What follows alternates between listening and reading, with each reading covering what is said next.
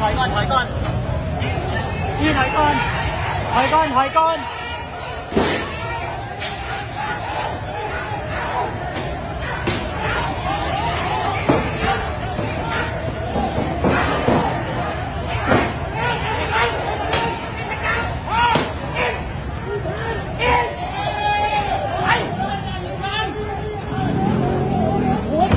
กลัวไหม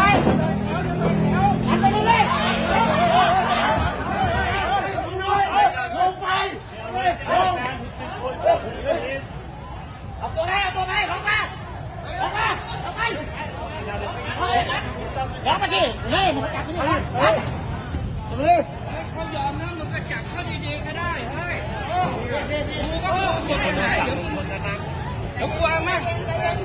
ผู้พันบอกเขาเลยนะเดี๋ยวบอกเขานะผมก็เป็นฐานกันนะเดี๋ยว